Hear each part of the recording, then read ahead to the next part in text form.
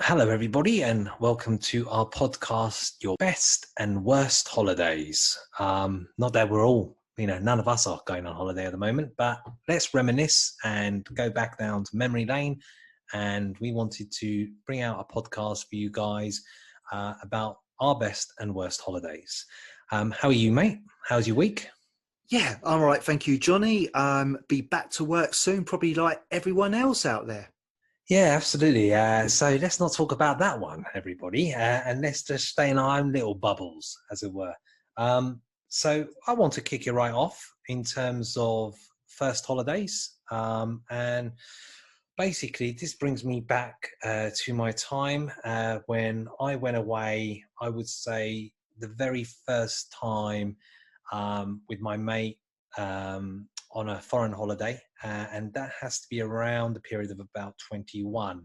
We went to a place called Kavos in Corfu, and it was one of those 18 to 30 trips, and we had a tight budget. And when I say a tight budget, I mean a real tight budget. We just had barely enough money. And my mate said, look, if we skip some meals here and there, so we don't always have to have a lunch, and maybe we don't always have to have dinner, just as long as we've got enough money for going out to the bars and getting in on clubs and the drinks, that's all that mattered. And did we care? Did we hell? So we basically, I remember that I've got a flying phobia, folks. Robert knows only too well. I actually love traveling, but I hate flying. And in order to calm my nerves, I decided to have one, maybe too many drinks. And as you do when you come off the plane, you try to get your luggage. Well, my mate got his luggage, and 2 hours later, I still didn't have my luggage. This particular bag comes to my mind, going round and round in circles. And I tried it. I must have tried it about 3 or 4 times with a key to open the fin. And did it open? No. So we gave up in the end. Some frantic calls to mum and dad, I remember, saying, I've got no clothes, I've got nothing, I've got no bag. And not that it could help me, but as you do, you're desperate. So we decided to go to our apartment, get on one of those coaches that was already booked in for your 18 to 30. And we had this accommodation. And when I say basic, I mean real basic.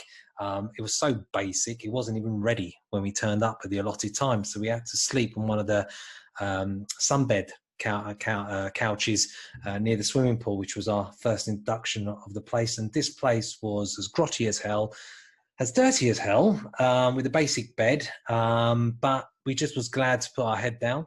So your usual type of hotel then, Johnny, you like? Yeah, my usual favourite, Rob. You know me. Yeah, it was definitely one of those that I would go back to. Not everybody.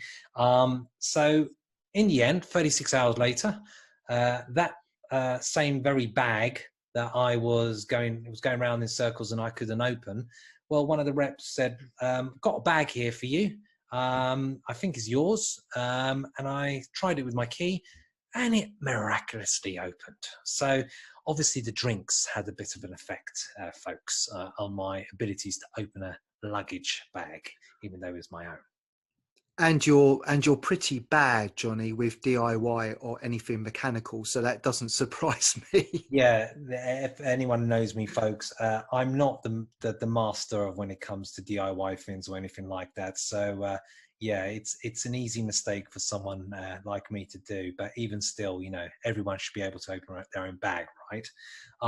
So we just plunged right into it, and apart from that dodgy start, what comes to mind is that kind of like exhilaration of hot weather, sea, sand, that sense of liberation. We were away from everything. We were away from back home, the grey clouds of the skies of London. And I was living back at home with mum and dad in my early 20s. So this was really like an enlightened liberation for me, out with my mate, getting down to it. And that sense of abandonment, where we were meeting girls, we were going to clubs and bars. And I remember the music, mate, as well, like as if it was yesterday. DJ Quicksilver, Bellissima. I remember Roger Sanchez, Another Chance. I also remember Hey Ya, Outcast. Do you remember Hey Ya with the old kind Yes. of, do some moves out there, guys.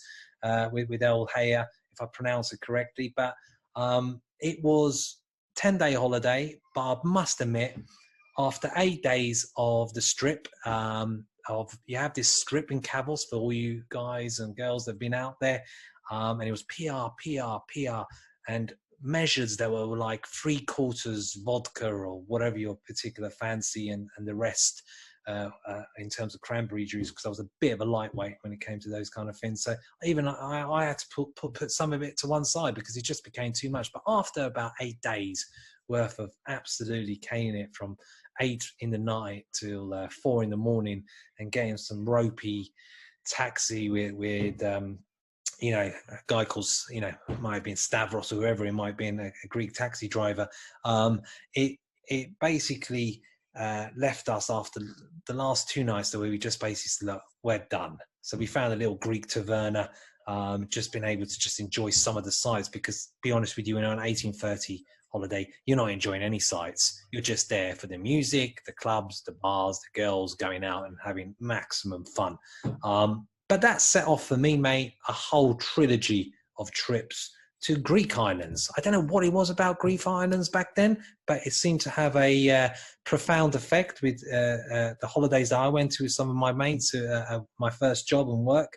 And we went on to Zante and Kos Greek islands. Don't know if you're aware of those, mate, in terms of your knowledge about those islands. Oh yes, Johnny. I mean, really popular places. I've not been able to go there myself. I went to other places like Ibiza and those kind of destinations. But yes, I mean that was one place I never really got to go and visit, kind of in my 18 to 20s youth. Well, I'll tell you about it. The difference between Kavos Corfu was that it was Kavos Corfu had a kind of people that went to Kavos Corfu was very, very British. And then with Zante Kos, I remember it was quite European. You had a lot of Scandinavians, Dutch, Italians, as well as British. So it was quite a different vibe going on. But the music was still great. In those kind of trips that we went to, I remember tunes like, Blue.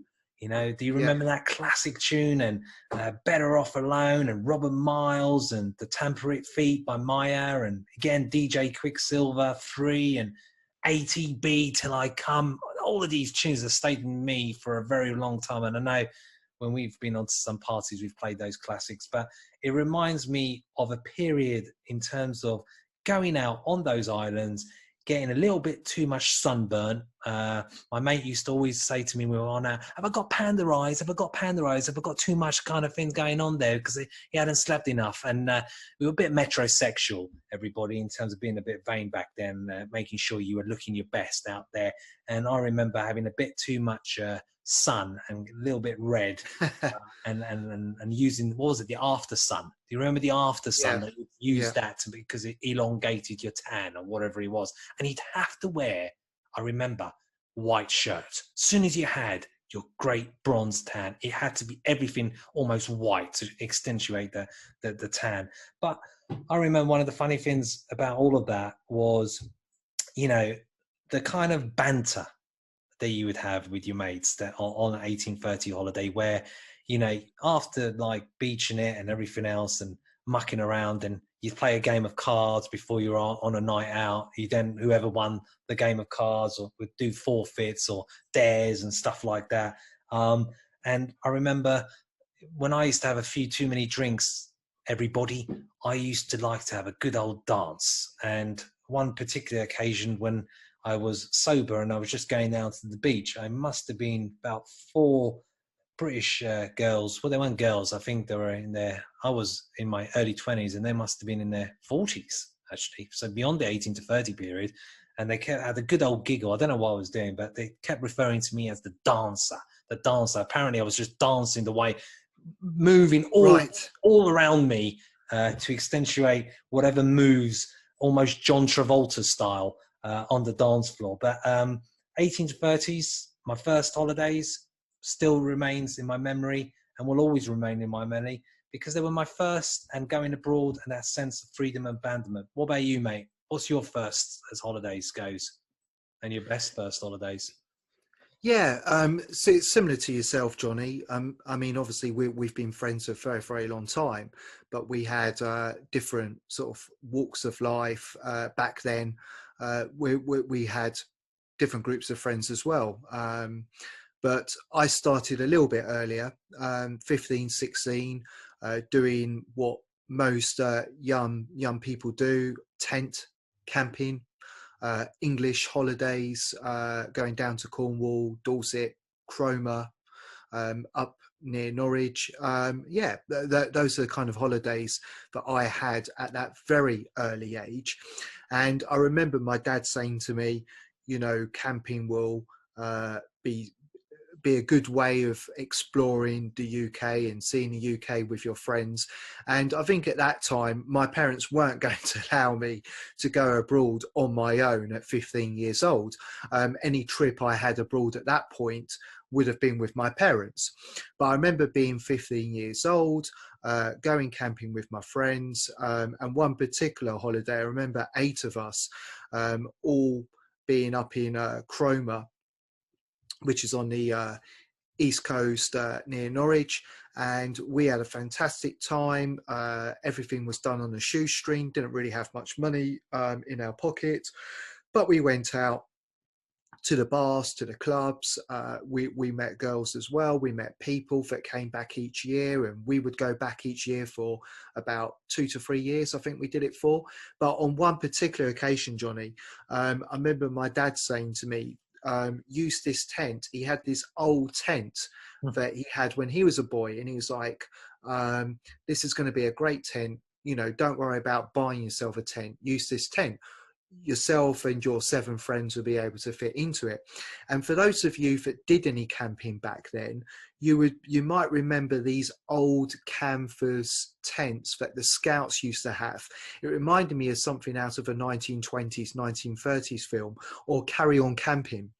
It really was 2 wooden poles with a wooden cross frame, no inner tent, nothing modern like that, a ground sheet, and just this green canvas tent. And one morning after a storm, we all woke up with our heads out one end, our feet out the other. The tent had blown in, and everyone on the campsite was just walking past, looking at us and laughing. So, you know, not quite the experience I wanted, but that quickly progressed, because as soon as we got old enough to be able to travel abroad, and I remember it was at the end of our A levels, we all decided to go off and, you know, start doing the 18 to 30 holidays, just like yourself, Johnny. So you put the tent to one side. You put the tent to one side, living life on the edge on those tenting holidays, and you managed to replace that with going to where? Yeah, went to Ibiza. So, what can I say? Then those holidays started, and, you know, very similar memories to yourself. Everything was done on a shoestring. Didn't really have much money in our pocket, but that didn't really matter. We got there as long as we had enough for a bit of food. Breakfast was included, so that was a bonus. Sometimes, you know, we would skip lunch. We'll go and have dinner. And, you know, it had a swimming pool. It had the sun, but we were out. We were out all the time. We were enjoying the bars. We were enjoying the strip. We were enjoying the clubs. But I do remember the hotel as being just not the kind of place you would want to go to now. It really was that bad that I had cold water. I had a broken light in the bathroom. I remember trying to get ready and brush my hair, and that tan you talk about, Johnny, I could even see the tan. There was no light in my room. I'm showering in cold water, trying to brush my hair, sort myself out. The pillows were hard. The bed was hard. And it's funny because at the time, it didn't bother me at all. All right, the cold water bothered me a little bit. But I just kind of thought, well, it's not about the hotel or the bed. It's about being with your friends, socializing, and just kind of really enjoying yourself. But the measures, like you said, they were never ending. And the mosquitoes. The mosquitoes. Yeah, I don't know about you, the they used to eat mosquitoes. me alive. And there was all these kind of things about using toothpaste or a deodorant, you kind of get rid of it. Did it help? It didn't have any effect on me. I was every night being eaten alive. I remember that. And I remember going off to, you know, some beach parties and that was always organised by the hotel. But yeah, it was 10 days, and I think I probably lost quite a bit of weight. Actually, ended up definitely losing weight because you were dancing, you weren't eating that much, and of course you were drinking. And to be honest, we just all had very limited funds. But like I said, it was funny because it didn't matter. You were just out enjoying yourself. And when you got home, your parents would say, "Do you have a nice holiday? Was it comfortable? What was the hotel like?" And you were like, "Yeah, the hotel was all right. It was really nice." You know, I couldn't say to my mum and dad, "Oh, well, yeah, cold water, no light working in the bathroom." I mean, they would have thought, "My goodness, how did you put up with that?" Forget But that, mate. You couldn't tell yeah, them what you were up to. That's what you couldn't tell them. And like us all, we had to just play it very coy to your parents when they ask questions like that. It's like, yeah, it's okay. Yeah, it's all right. Had a good time. Yeah, all right. What's for dinner? Or change the subject. I remember in my early 20s or late teens, but madness. That yes, stays with you, right? That experience. yeah. Ibiza was an island that I always wanted to go to. I didn't actually end up going to. It was one of those iconic places, wasn't it? Especially back in our day. Oh, In terms of the absolutely. I paradise. mean, I got to meet various people out there. I got to see Norris the Boss Windross, Just Jules, many of the top DJs of its era, Just Jules, Graham Gold. You know, they were all out in Ibiza, as they would have been in Kos and Corfu and Santi and all the other places that you were going to. The quirky But fact, at the same everybody. time, Johnny, The quirky fact, everybody. Judge Jules. Do you know Judge Jules' uncle is Rick Stein? yes, I do. Yeah. Just for you guys. See, we're a fountain of knowledge here on the podcast. But go ahead, mate. Yeah. So at the same time, I was kind of having those holidays, but at the same time trying to fit in a bit of traveling as well. So whilst I was at university during the summer holiday, on one of the occasions, I decided to do the old Camp America, which somebody said to me, "Go and do the Camp America. It's a I great remember you way of saying that. seeing America, having a bit of fun." And you can earn a little bit of pocket money as well. So probably many of you listening may have shared that experience, and it was great.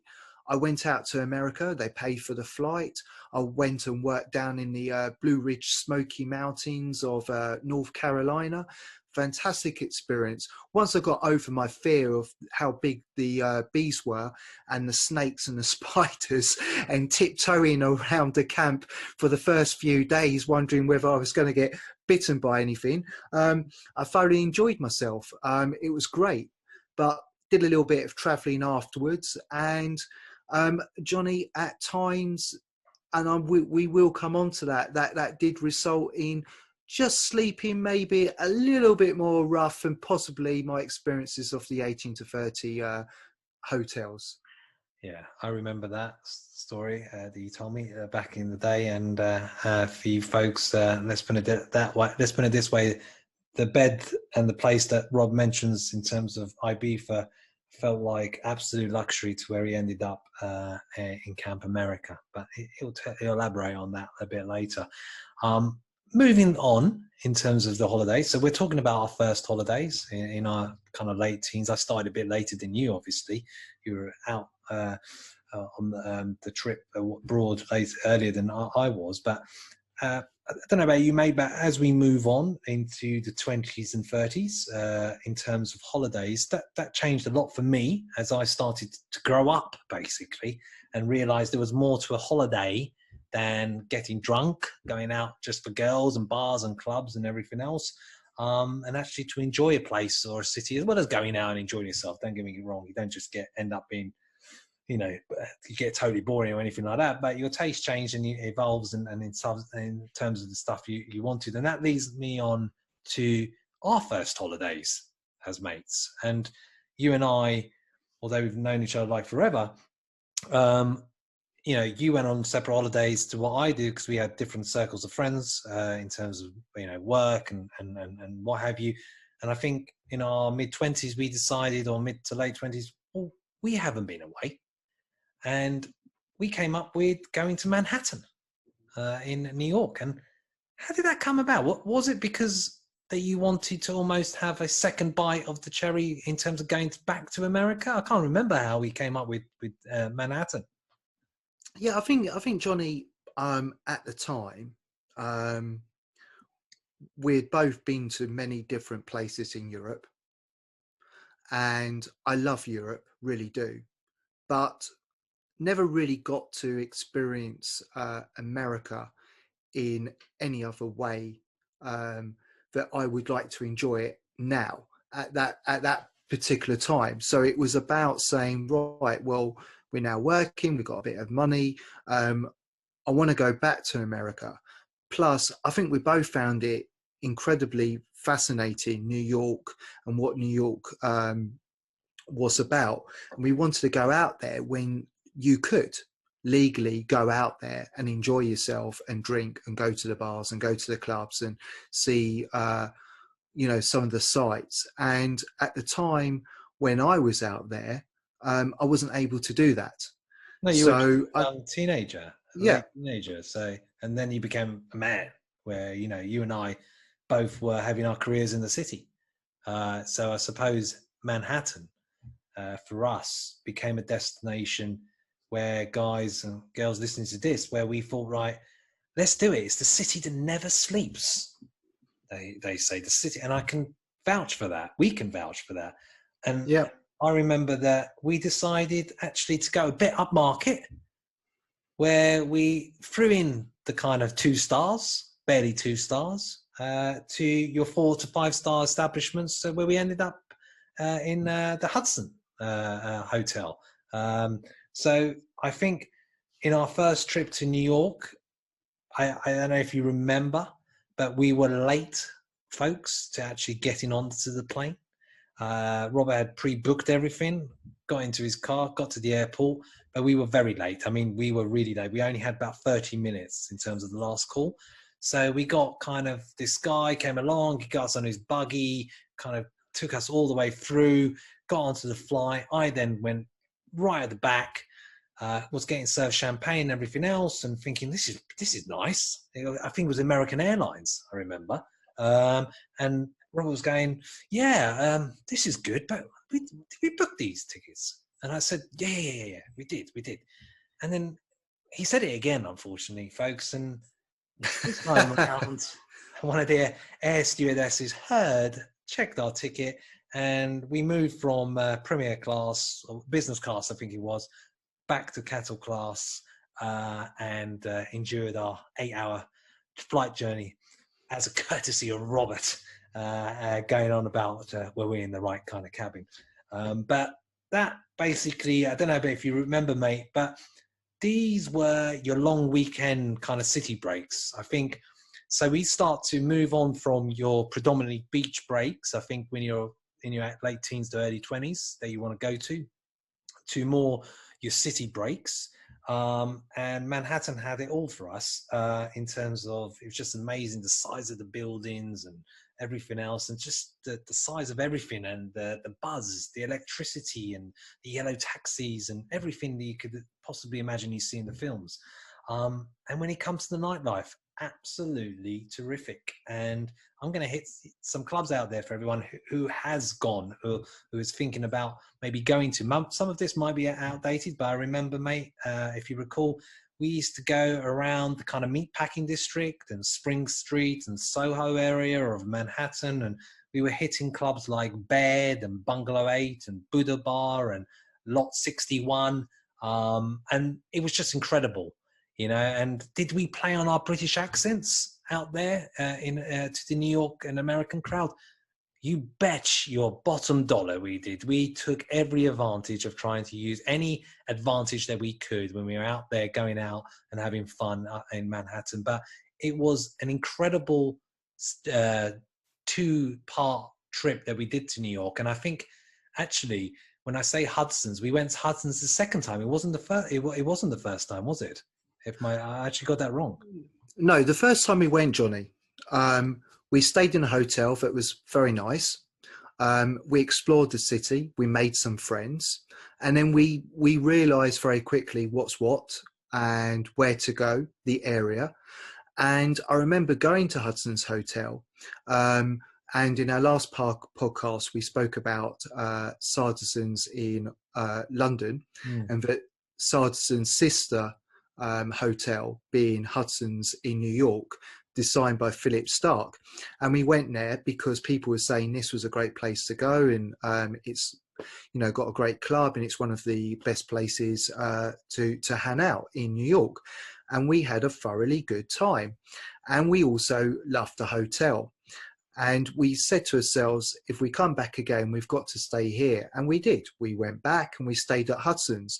And for any of you that have been to Hudson's, I mean, it's just a fantastic architectural building, and the artwork on the inside is second to none. And if you know Philip Stark, he's always very, very quirky in his designing.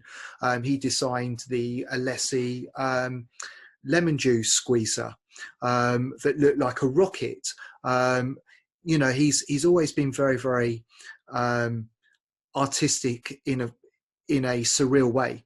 And when we were in that hotel, they had a garden, Johnny, if you remember. They had a rooftop garden, they had a downstairs garden, and you felt like you were out of a movie like The Borers, because the plant pots were about 20 times your size, and they had a kettle that was absolutely huge in the middle of the garden, and you just felt like these miniature people in the garden amongst all the interior, and it was just fantastic.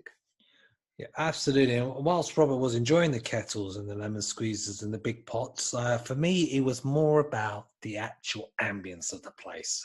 It was amazing kind of vibe and everything else, which also Rob did enjoy. But guys out there, Rob's got this artistic streak in him, product design and all that, and he can never fail to spot a beautiful building or anything like that. Whereas with me, I've got not 1 ounce of design in me. I can appreciate beautiful things, but my eye, I'll be honest with you, was elsewhere. And Hudson's had a great bar and everything else, and I remember that. And do you remember the club that we went to called Bed?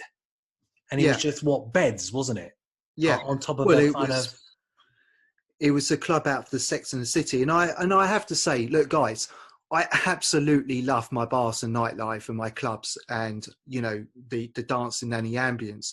But I'm sure many people out there would agree with me, Johnny, that when you go into a place, it's about everything. Mm-hmm. It's about the ambience, it's the music, it's the setting, it's the location, it's interior. And we talk about Bed Bar, but we went to Bed Bar, we got talking to the owner of Bed Bar that was actually a British guy. And what made it quite unique was, yes, the ambience was there, but everyone was just sitting around on beds, chatting and talking and dancing. Well, that was a... It was on a balcony. It was on a balcony, wasn't it? Yeah. And we went on the balcony and looked over New York. Now, I've never seen anything like that in London. No. There was nothing like that in London. No. And it was refreshing for us. And we got to meet people. And Johnny, I remember we went to a restaurant. We sat in that restaurant. We were, chatting and talking and enjoying the food and the hospitality of the restaurant. We got speaking to one of the staff members there. She was chatting to us saying, where are you guys from? Love your accent. What part of London? And we were talking to her, and she said to us, do you want to go to a club later? And we said, yeah, of course we do. And she said, let me just go and have a word with the owner. And she came back and she said, well, the owner of this restaurant also owns the Buddha Bar. And there's a Buddha Bar in London. Yeah. And I remember that after that meal, she put us on the guest list of that particular club. And we walked up to the door, and I remember the doorman saying, "Oh, it's guest list only tonight, in the Buddha Club." And we said, "Yes, you'll find our names on the list," and our names were on the list. And it was for me, that's what New York was all about. We were sitting in a restaurant, just having a meal, got talking to the staff, and the next thing we knew, the staff had made arrangements for us in another club. Do you remember though, when we were in a restaurant, and maybe it was a bit of my ignorance of the American culture back then, that we had our meal and everything else, and the waitress came up to us and said, "Did you enjoy your meal?" I said, "Yeah, it was very nice, thank you." And she also asked you the same question, and she said, "Oh, I'm surprised." And I said, "Why is that?" And she said, "Oh, because in our country, when we appreciate things, we leave large tips, and you've only left a little bit of a tip." And I turn around to you, and you turn around to me and said, "Right, okay, got it. Welcome to America." Because although you leave tips here, everybody, in there, tips is on a whole different level. Like if you go to anything they do, from opening your taxi door to any particular task, to pressing the button of a lift, tip, tip, tip, tip, every left, right, and center.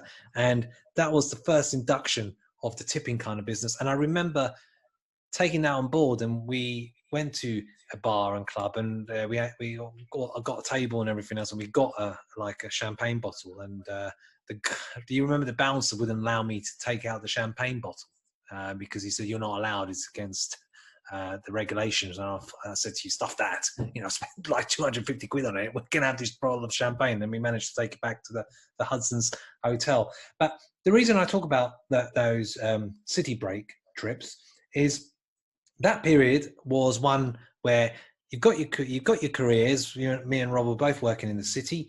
We're getting older. We've got money, and our tastes have changed in holidays. So away from the beach, the kind of 18 to 30 scene, now more to the city breaks and everything else, and trying to get a little bit more refined. Well, Robert a little bit more than me in terms of enjoying other stuff, in terms of the artistic element, but we moved on from those city breaks, and those were my overwhelming memories in terms of some of my best holidays was with you actually on New York. And obviously we only condense it in a little amount of time, but we basically went to all the best bars, the clubs, everything else, the restaurants. We absolutely lived it large, went to Bloomingdale's, shopping, everything, and we just had the most amazing, crazy time. And You see, that stays up there. Again, Johnny, we talked about this in our last podcast about the differences between living in this country sometimes and elsewhere in the world. And I just remember, do you remember on one of the occasions we went to Bloomingdale's, and sometimes you can walk down the streets of London, and I'm sure it might be the same elsewhere. But sometimes you might say to somebody, "Excuse me, can you help me?" Or "Can you just give me some directions?" Or "I'm just looking for this department." And some people will stop naturally and help you and give you the directions and the very much needed information that you've asked for. And on other occasions, people just go, "Sorry, can't stop, haven't got any time," or look at you strangely because they're wondering why you're stopping them and asking them a question. And all the time when we were out in America enjoying ourselves, I remember walking into Bloomingdale's once, and do you remember we got speaking to the one of the shop workers? Yeah, and the next thing we knew, she said to us, "Do you want to come to a party?" Yeah. And it was just absolutely madness. We were in Bloomingdale's asking for the clothes department, having a chat with somebody that worked there, and the next thing being invited to a party. For you and I, New York was one party city. They worked hard, but they knew how to party, and they were friendly. They were friendly, and they were forward as well at times, which, coming from London, was a refreshing change.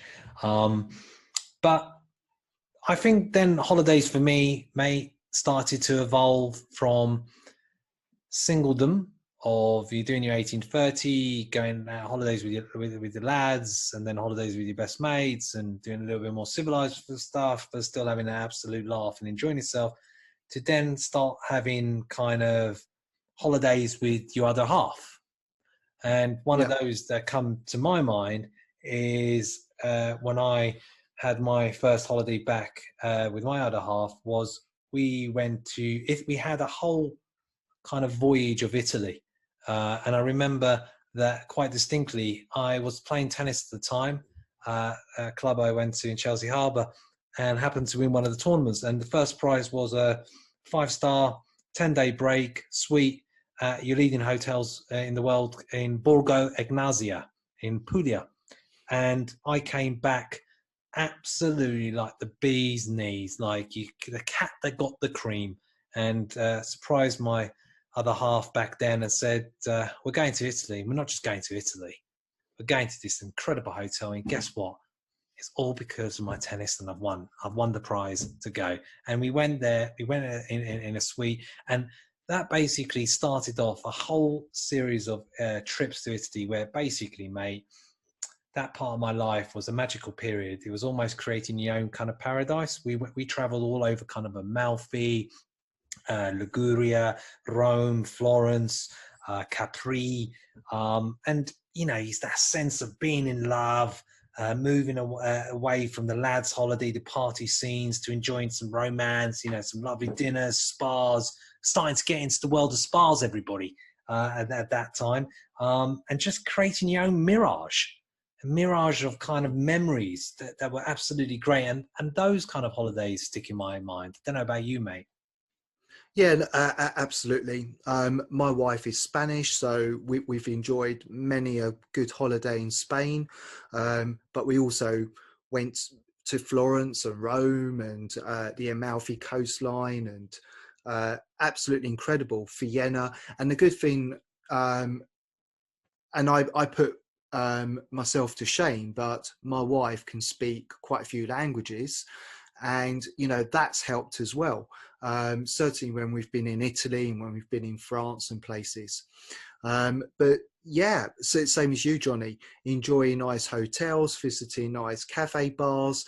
It's strange because not too long ago I went to Vienna, and I said to you, we were buying as many tickets as we could over the period that we were there to go to the classical concerts, taking in all the culture of the place. It's such a beautiful place. I mean, it's just fantastic, Vienna. And then going out into the Alps and seeing where the Sound of Music was made. And if I'd said that to you 10 years ago, you would have probably laughed and gone, what?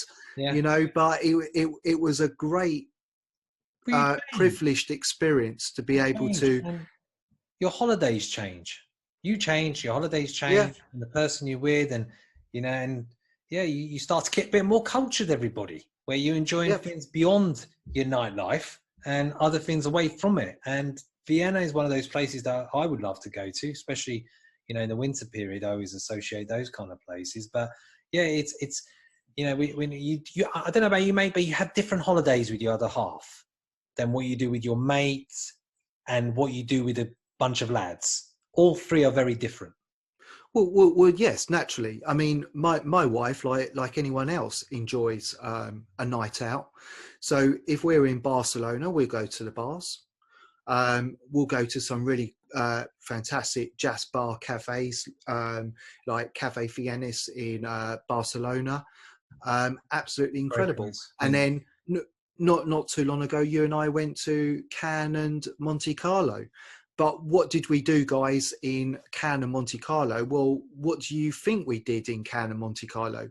We went to bars every night and we went to casinos. Yeah. Whereas if I take my wife now into a casino, she finds it fascinating and interesting, but she looks at her watch after an hour and says, let's leave. So, sometimes it's great.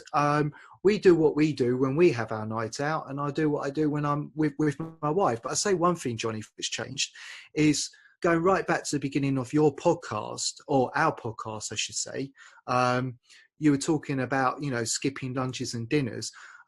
Certainly the last holiday I had with you when we went to Cannes and Monte Carlo, which was that was in 2019. You certainly have changed, because it's like, we must have a lunch, we must have a dinner, and it's got to be a good lunch in a good hotel and a good dinner in a good hotel. And sometimes I was like, Johnny, you know what? We've had a great lunch. Do we need to have a dinner? I'm pretty full up. And you would say, you say that now, and then at 9 o'clock, you would say, let's go and have our dinner. So I tell you what, my friend, that has changed. You make a great point there, guys. And Robert is absolutely correct. When we went to Cannes and Monte Carlo, it was me insisting on a full breakfast, lunch and dinner, because throughout my 30s and going on holidays with my other half, it was all centered around food and your restaurants and stuff like that. And that was, for me, a major part of the holiday. And Robert was quite like, oh, God, we just had a massive lunch. Do we need to have also a massive dinner? I said, yeah, too right we do. Whereas, yeah, back then, I would have said probably no to both, or a very basic part of the dinner, because it was all about going out to the places you were going out in terms of bars and clubs. But that has changed. But But I was always hungry. I always thought I didn't need a big dinner. But once I started eating, I enjoyed a big dinner as much as I enjoyed a big lunch. and he enjoyed definitely a big dinner at Cafe de Paris, everybody. He didn't say no to that particular occasion when we were in Cannes and stuff. But that has to be up there, actually, amongst the best kind of breaks that I've been on. And that basically leads me on to the weekend breaks. And I would have to say that's probably my number one ultimate weekend break away. But another one that goes for me is when I went to Las Vegas. And I went to Las Vegas with a girl I was dating, who was an American girl back then, who lived in LA. And we went to Vegas, and the whole buzz of the place, it was staying up 24 hours, which we actually, funnily enough, did in Monte Carlo, everybody, but where we managed to stay the whole duration of a 24-hour period before we ended up back in Cannes. But in Las Vegas, you just don't feel the sense of it's ever going quiet. Whereas when you're going to London and other cities, even Manhattan, you know, there is a sense of it's coming to the end of the night. Casino, they're pumping the oxygen at the casinos and everything. And we were staying at the Bellagio, but the whole buzz of the Vegas Strip and the nightlife, and you know, coming from a unknown, obscure place in North London at the start of the Piccadilly line, everybody, to then ending up in the Bellagio Hotel in Las Vegas for a weekend trip was quite something. So that, along with Cannes, I would say, are probably my ultimate weekend trips. What about you, mate? Yeah, absolutely, Johnny. I haven't got to Las Vegas yet, and I need to go to Las Vegas. We need to go, everybody. Yeah, we need to go. My wife wants to Do go a as well. podcast from Vegas. Yeah, that would be fantastic. I mean, that last trip you and I went on together, being Cannes, Monte Carlo, fantastic, great laugh, really enjoyed ourselves. Great people, great dining, great clubs, great atmosphere, and we didn't want to come home, did we? No, we didn't actually. We even thought about extending it, but I think we would have ended up in well, let's put it this way, we'd end up not on the right side of our missuses if we had extended another 2 days of our trip. But it was amazing, and definitely we'll be returning. And yeah, we'd love to do a podcast out there. Moving on, before we go on to our worst holidays, my best festive holiday, as we're just past the Christmas period, was a trip that I went to. It was a group of us to Canary Islands. And we ended up, and I remember we got out there around the Boxing Day period, and it was New Year's Eve time, and we ended up going to this high-end banquet at the Lopazan Resort in the Canary Islands. Check that out, anyone who goes there. It's an amazing place. And why it comes to my mind particularly was, we basically, if you just picture this, there's this large banquet of all kinds of seafood, all the lobsters, everything you want. We had about 6 bottles of champagne between us. It was a group of about 4 of us. Lobster, everything, just absolutely eating the whole table that we could. And they were starting to put away the chairs and everything else. And we were thinking, where's the bill? Where's the bill? You know, because we were starting to sweat about the fact, you know, well, how much have we spent here? Because we've just got too carried away. Well, the beauty about this trip and this particular occasion was the bill never came. They either forgot the bill or they gave us a complimentary. And it was the sense of buzz that we had, you know, basically the music, the fireworks, a great banquet, great feast, absolutely buzzing. We had been, you know, really tipsy, absolute drunk.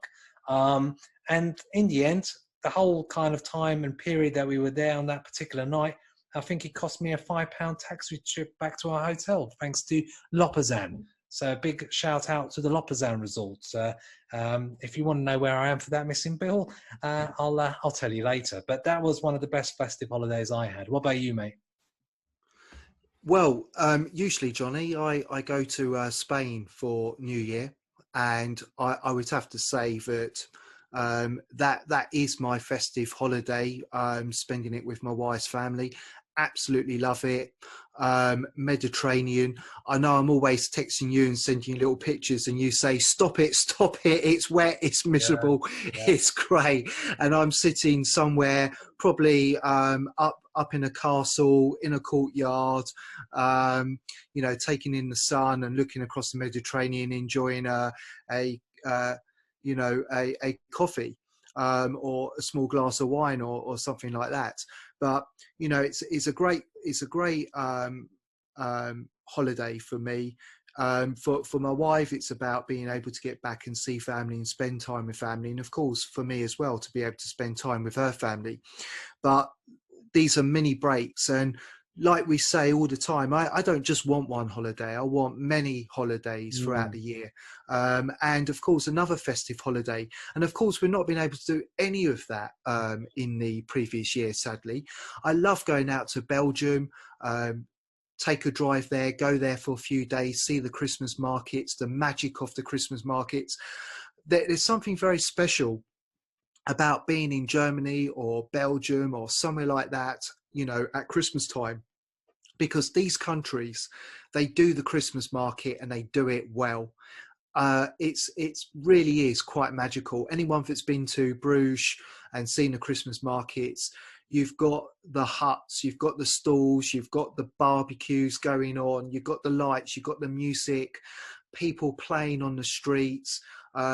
You've got the evening entertainment. It's just fantastic, and it's all in a medieval setting.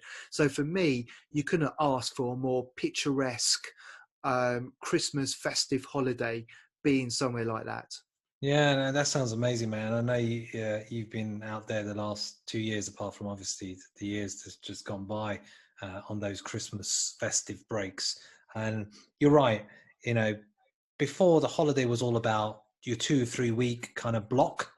But I think people's tastes have changed, where people like to have multiple holidays over the Easter period and everything else, as well as having your weekend breaks and stuff, and then maybe a bit of a longer holiday around summer.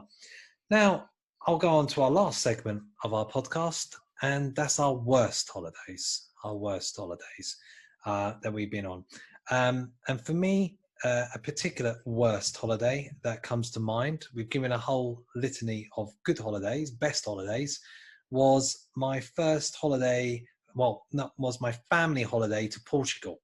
At the time, I must have been about 16 or 17.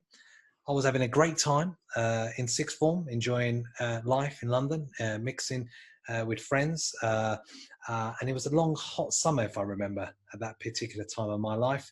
And then I had to go on holiday with mum and dad to Portugal on a family holiday. Picture this, guys. My dad books this place off a beaten track in Portugal. No facilities, nothing really. To cut a long story short, yeah, usually when I go away, I don't want to come back. Well, this holiday was quite different. I could not wait to come back. Apart from me growing into a young man, doing my own thing, my dad's brainwave in going away, but we had hardly any money to spend on anything.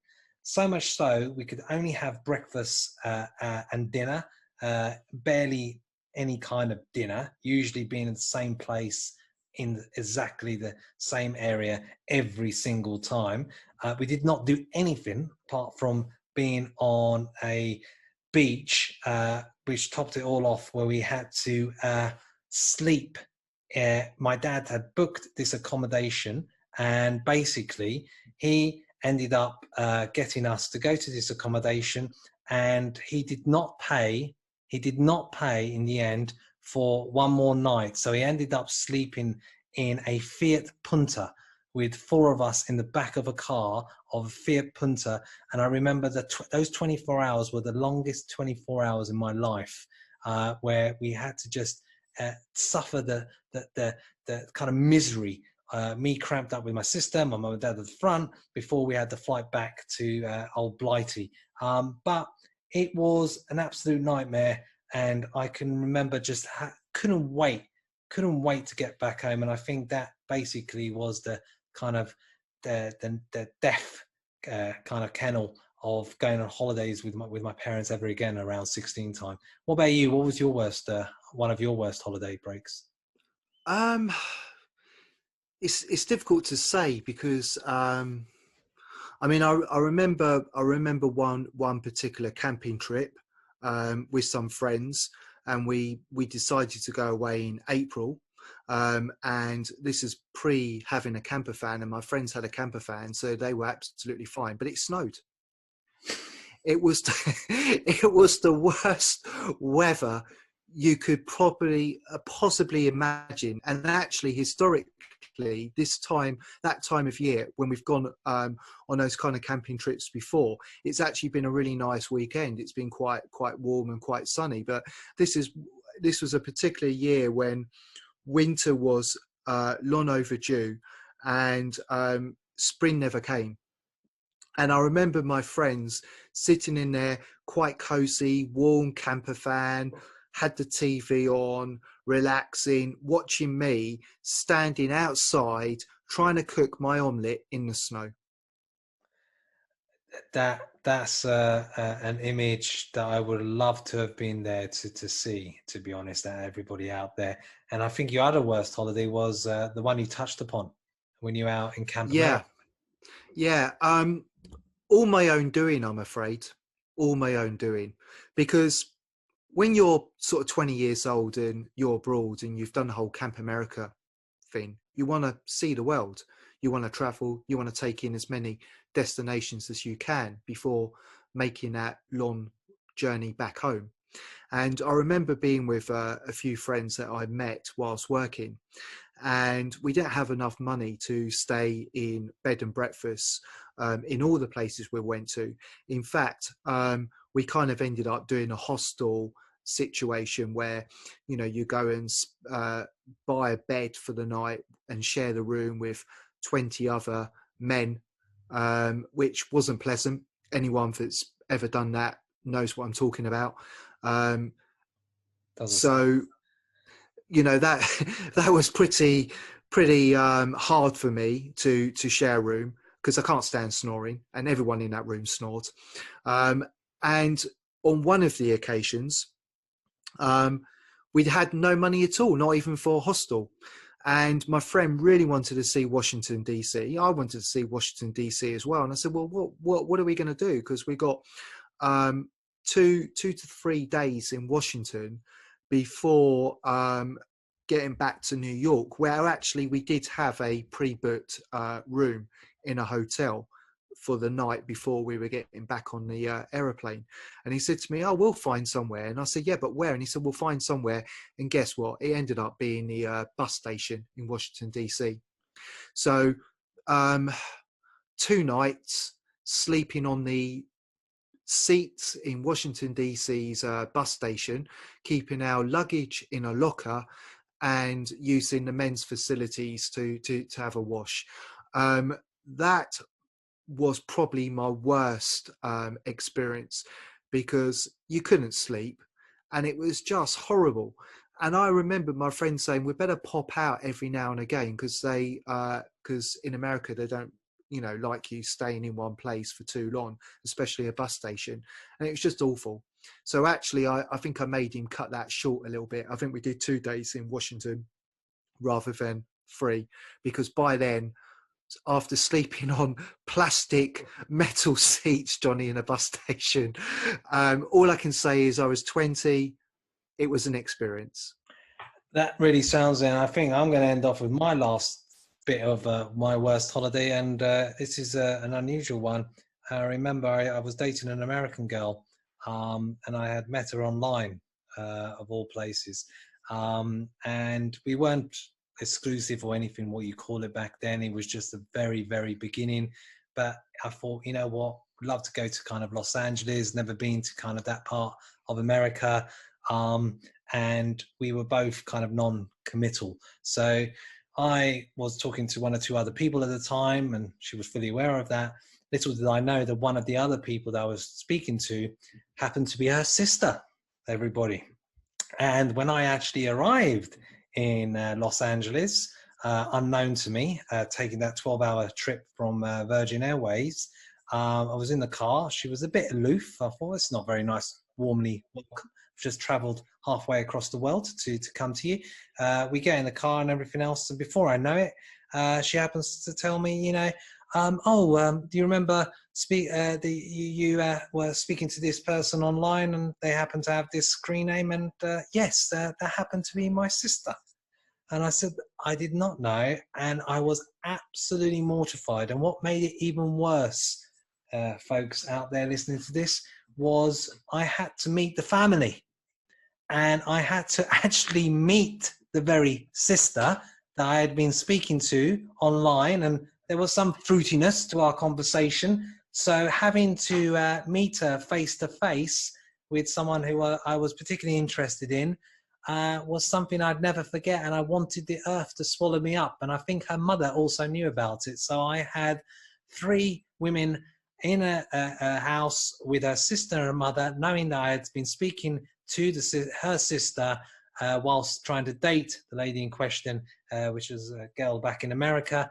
And I couldn't, and I still remember, and I still now cringe, and I still have that feeling where I wanted the earth to swallow me up. But that worst experience of that holiday actually, in the end, turned out to be an amazing holiday after we had overcome that most embarrassing, humiliating scene that I had to endure. But that was one of my worst experiences of a holiday that turned out to be all right in the end.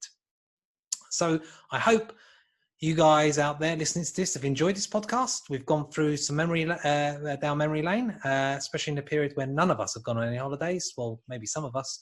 And until next time, speak to you then.